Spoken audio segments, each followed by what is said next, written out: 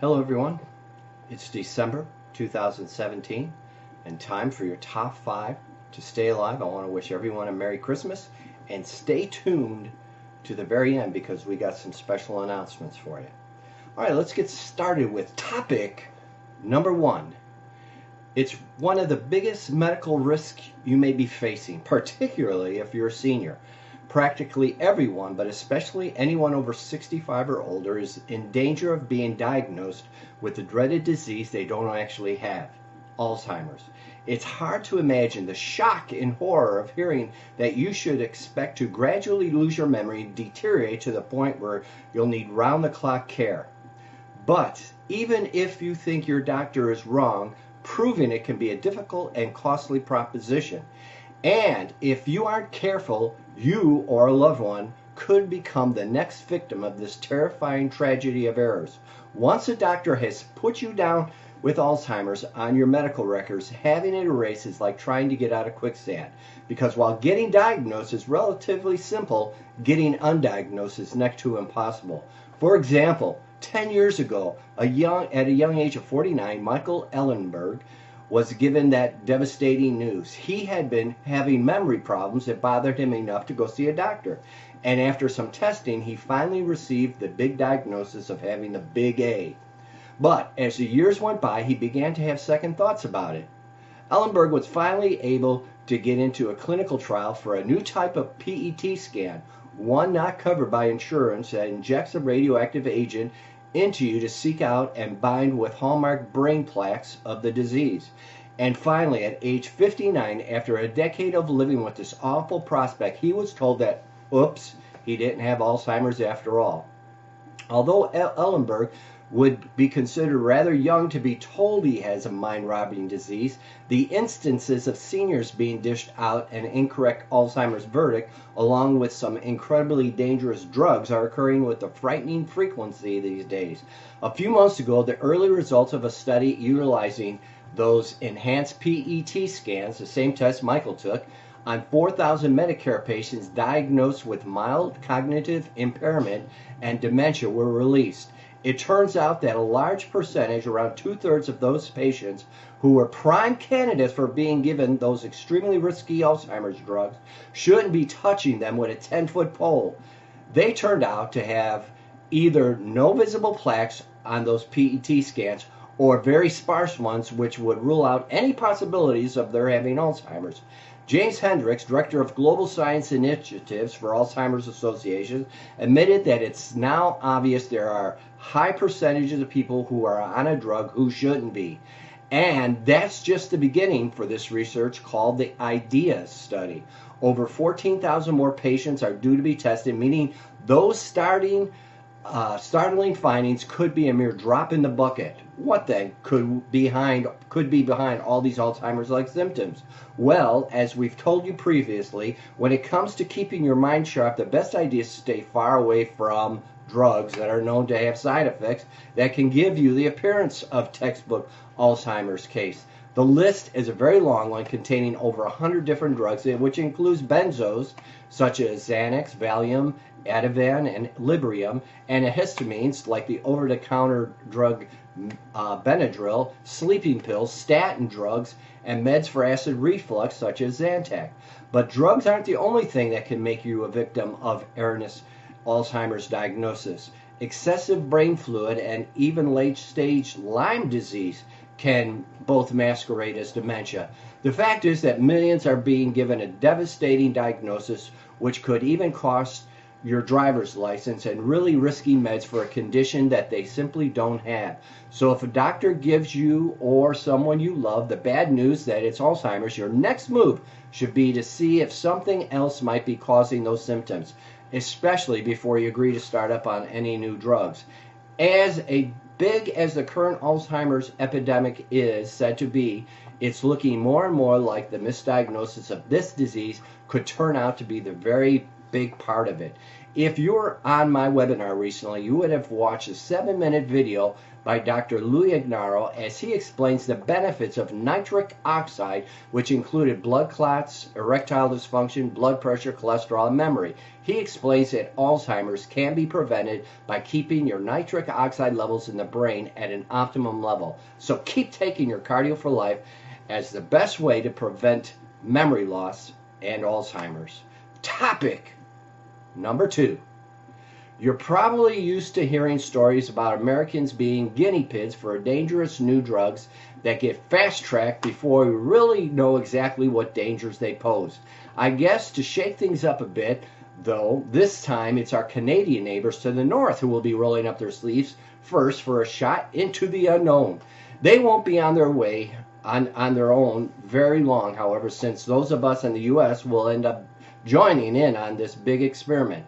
I'm talking about a giant drug trial that will roll out a spanky new shingles shot for GlaxoSmithKline called Shingles. There's no doubt the Shingles will be a blockbuster, making billions of dollars for GSK right out of the gate. Doctors can't wait to get their hands on it. It will be prescribing it in droves to people as young as 50. But some of the things that have already leaked out about this vaccine aren't very reassuring. In fact, they're downright frightening. Right now, thousands who have suffered injuries after receiving other vaccine shingle jabs like Zostavax are holding drug maker Merck to task over a cause of eye injuries, dizziness, high blood pressure, terrible nerve pain, and drumroll please, yes, you guessed it, shingles. Some people are even claiming that Zostavax was responsible for the death of loved ones. So any other choice would fast become the darling of your doctor's office. But in the case of Shingles, that's not because it has been proven to be any safer, at least not in widespread use. Since Shingles is so new, information about it isn't easy to come by. However, after some digging, I find some shocking details about this shot, especially about one of the ingredients, what's called an adjuvant. Simply put, an adjuvant is a chemical added to a vaccine to make it work better. But adjuvants can be extremely risky, and it's possible that one that's in Shingles is the most dangerous one of all. But first, I want to tell you about some data GSK released from its clinical trials. In the two groups Shingles was tested on, one was comprised of people 50 to 69, while the other included seniors 70 and older. It appears that over half of the younger patients and over a third of the older patients came down with muscle pain and fatigue. A substantial number from both groups also reported headaches, shivering, and a fever at the shot, as well as what's described as gastrointestinal problems. Most of all reported pain, redness, and swelling. As for the other reports of serious adverse events, new onset immune diseases, and deaths, well, GSK swept those aside, saying there were other plausible causes for such reactions. But what I'm going to tell you about next is what worries me the most. As I said, Shingles contains an adjuvant, one called QS21 stimulant, that's manufactured by a Massachusetts biotech company called Agenus. Now, if you read that company's promotional material for Stimuline, it sounds like they're talking about milk and honey. QS21 is simply extracted from the bark of an evergreen tree native to Chile. Nothing to worry about here, people. Just move on. Well, not exactly. Researchers have been fiddling around with QS21 for decades now, attempting to come up with a safe way to use it.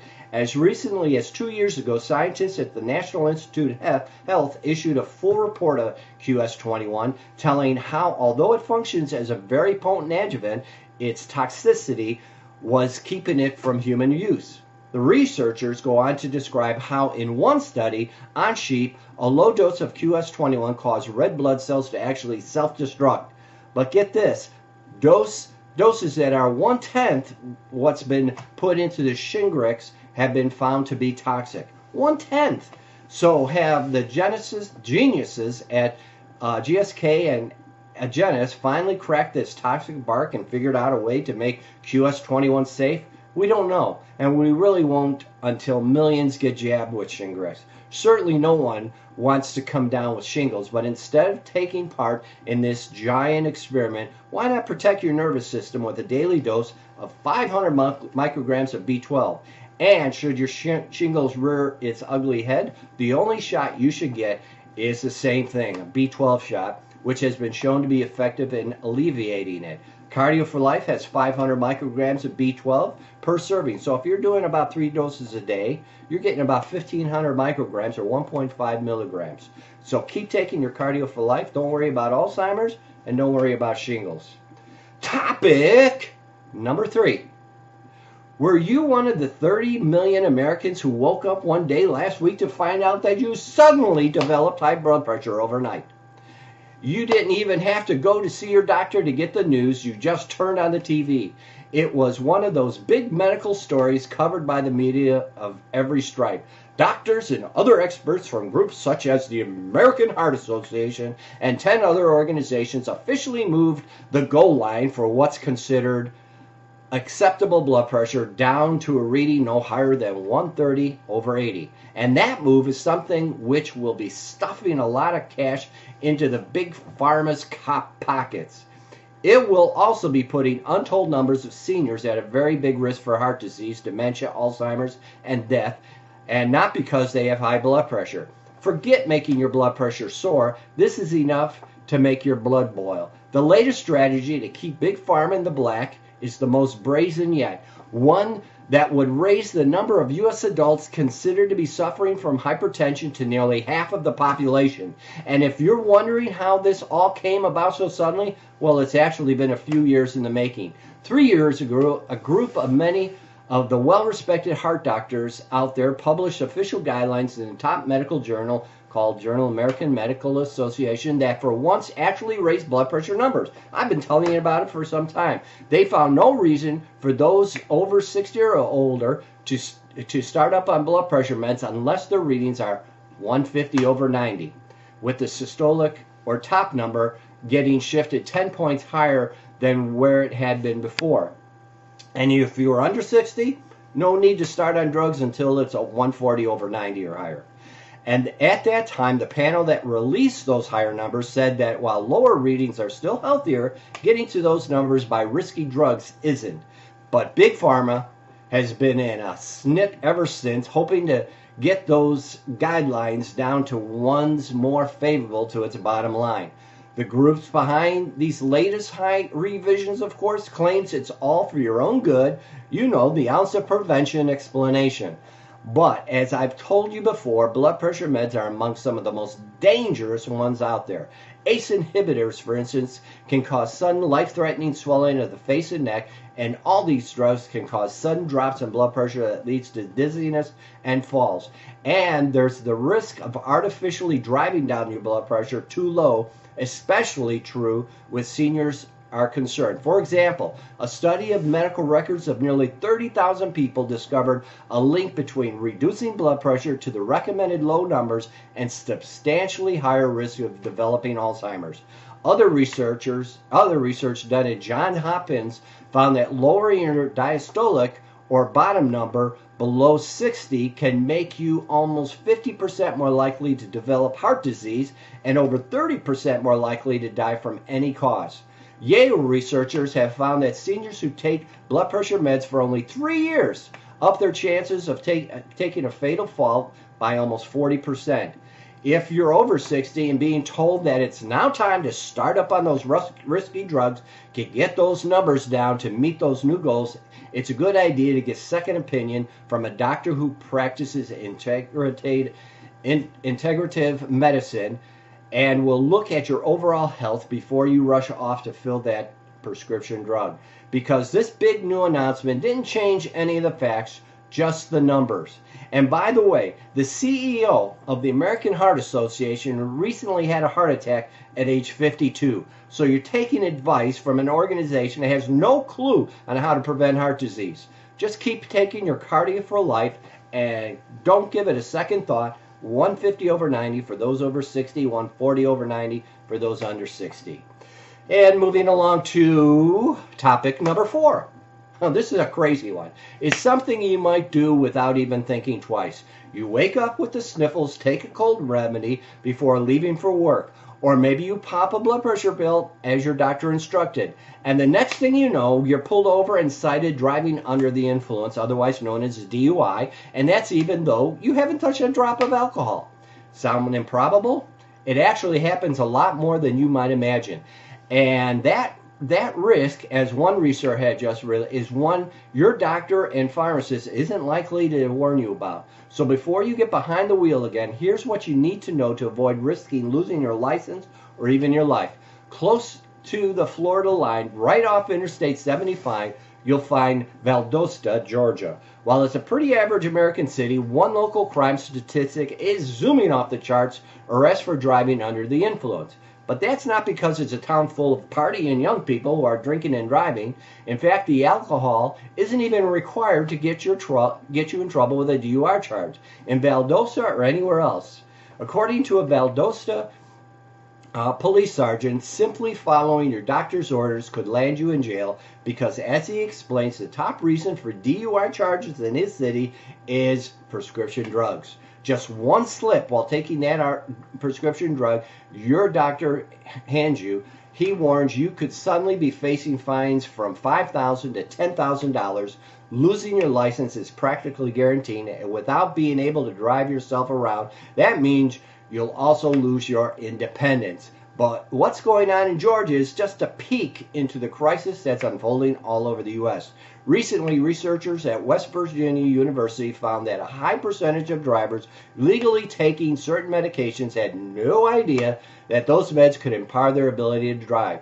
Dr. Robert Polani, who led the study, said that most of the drivers surveyed for her research knew that meds such as sleeping pills and other sedatives shouldn't be used right before you get behind the wheel. But they never realized that taking drugs such as antidepressants, muscle relaxers, blood pressure meds, or even stimulants could have them driving as dangerously as someone who's legally intoxicated.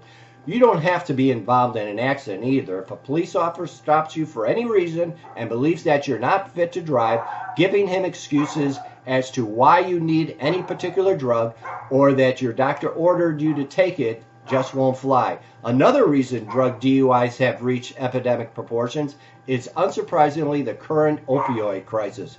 Earlier this year, a study done by Columbia Mailman School of Public Health looked at 20 years worth of accident data on fatal car crashes. Researchers found a 7-fold rise in deadly accidents for drivers who were under the influence of painkillers such as OxyContin and Vicoprofen, a combination of hydrocodone and ibuprofen. While how your body reacts to practically any drug can turn you into a dangerous driver, some meds are more likely than others to impair your reflexes, alertness, and cause drowsiness, including ones used to treat anxiety, such as Xanax, Valium, and Ativan. High blood pressure meds. These meds can leave you feeling tired, sluggish, which can slow down your reaction time while driving. Cold symptoms, even over-the-counter remedies, can make you drowsy or dizzy and affect your coordination. Depression, including meds such as Paxil, Prozac, Zoloft, especially during the first 10 hours after taking a dose. And, of course, insomnia. Many drugs to help you sleep are in a special dangerous class all their own, since they are known to cause a condition called psychomotor impairment that can linger well into the next day. Also at the top of the DUI list are stimulants, which include some of the big pharma's favorite drugs prescribed for ADHD, such as Adderall, Ritalin, Concerta. And don't think these are just handed out to children. Plenty of adults are now being prescribed these meds for what's called adult onset ADHD. It's impossible for anyone to guess what kind of reaction you'll have when taking several drugs at the same time, but you can safely say that the more meds you're taking, the greater your DUI risk is going to be. Of course, the safest thing you can do is not take any drugs, especially if you're going to be driving. But if you must, carefully check labels for warnings about operating heavy machinery. And since some natural supplements such as melatonin, valerian, and chamomile can also make you drowsy, they're best taken in the evening when you know you don't have to drive anywhere. If you do have to go out, well, anything else that could compromise your response time in the driver's seat. Let someone else take the wheel. Excuse me. Closing out. Topic number 5. It's a tragic and shocking story. Matthew Phelps is accused of killing his wife of less than a year by stabbing her over 100 times. The North Carolina man and an aspiring pastor said in his 911 call that he had a dream and that he turned on the lights and she was dead. And then he told the police something else, that he took a lot of quercetin, cough and cold. Is it even remotely possible that a cheap and easily found over-the-counter drug for colds is the reason Lauren Phelps suffered such a horrific and tragic death? While we don't know the answer to that, and maybe we never will, there's one thing we do know for sure. This is far from the first time the drug has been implicated in aggressive and bizarre behavior. And although health officials have known about these awful psychological side effects for a long, long time, somehow this drug and dozens of others with similar ingredients have remained easy to buy and available practically everywhere. The fact that the ingredients in quercetin could be even distantly connected to hallucinations, agitation, and psychosis should be making headlines on the front page of every newspaper. Instead, the story is running in the crime section of People magazine. Of course, for ER docs, this isn't anything new. People of all ages have been rushed to the hospital because quercetin and 100 other over-the-counter cough and cold drugs containing the ingredient dextromethorphan. Some of those brands include Vicks NyQuil, cold and flu, Tylenol, cold and flu, and Theraflu. Forensic toxicologist Dr. Richard Stripp says that dextromethorphan is a dissociative anesthetic that can trigger out-of-body experiences and cause someone to lose their ability to sense pain. Quercetin also contains the cough suppressant chlorpheniramine, and Dr. Stripp explains taking high levels of that can give someone a reaction that's similar to the street drug PCP. Chlorpheniramine can also be found in Tylenol Cold and Flu and Tylenol Cold products for kids and Alka-Seltzer Plus. In fact, Bayer, the company that now makes and distributes quercetin, even has a page up on its website titled Information on Medicine Abuse, where it makes a weak-kneed attempt to cover the bases on that little problem, pinning the blame on teens. But as you and I know, drugs can have wildly different reactions in different people at the same dose. Yes, teens and others looking for cheap hire in danger along with anyone else who encounters them. But you can run the risk of having a problem even if you follow directions. For example, side effects such as rapid pulse, confusion, overexcitement, or being easily angered or annoyed are all associated with quercetin, cough, and cold as standard dose. And those two ingredients I mentioned being in so many other over-the-counter drugs, it's pretty easy to take an overdose purely by accident. With quercetin so heavily advertised as being safe for people with high blood pressure, it's a good bet that many seniors take this med. Look, having a cough or cold can certainly be a pain in the neck, but the symptoms are easy enough to treat without risking some potentially horrific side effects. If you want medication, try sucking on a menthol or zinc lozenge and drinking tea and honey, steaming with a vaporizer or even a hot shower, and taking vitamin C, zinc, and elderberry syrup are all proven ways to help you feel better and recover quicker.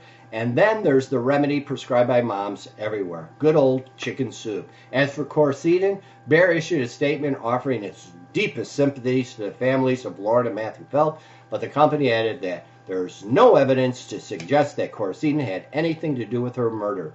Well, Bayer, that's a matter of opinion and one that a judge or jury may soon issue their own verdict. But it's something you can decide on right now by not taking any of those risky and potentially nightmarish drugs. Moving on to the favorite section of the top 5, and that's testimonies. Dr. Harry, I am using Cardi for Life for years now to help my high blood pressure. Arginine and other components are powerful and necessary supplements to help and support my cardiovascular system without the side effects. I am planning to use it continuously into the future. Well, thank you for that, Valerie.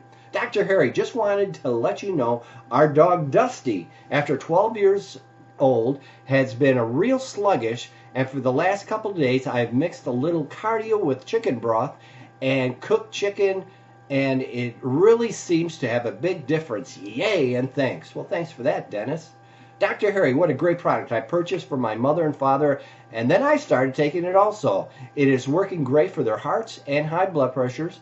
Even the doctors are saying they are doing awesome, great product. Thank you for that, Madonna, not the Madonna singer. Testimony number 4. I love your fast delivery service, always so prompt with the same send out of order. Products are excellent and people are having great results with them. Thanks for that, Shirley. And finally, me and my wife been taking Cardio for Life for 4.5 years, and our blood pressure is normal. Also have been taking colon cleanse, and we are very happy with your products. Thank you for that, Roger. All right, now let's close out by saying this. We have some new things going on. We have now shaker bottles. Let me show you what they look like. This is the Cardio for Life shaker bottle. This is the Health Guardian shaker bottle. They're only $5. Believe me, I pay close to $5 for them. I could be charging 10, but I'm not. I'm giving them out and want you to use them. So for that reason, I'm not really charging an arm and a leg. So without further ado, what we're going to do now is I'm going to show you how that works. The bottom unscrews just like this. Whoops. And you can put your powder, your slim, your cleanse, your Cardio for Life in there. And I have chocolate slim in there. I have some almond milk here, and you can take it to work with you, put it in the fridge, and then when you get done, you do that. You put this back on, you put your screen in, just like that, and then you screw it on and make sure there's a seal in there, but make sure that it's nice and tight, okay, just like that, and then you shake it up, just like that. Excellent for a cleanse and flex. And even the Cardio for Life, even though the Cardio for Life, all you got to do is stir it. And look at the results you will get.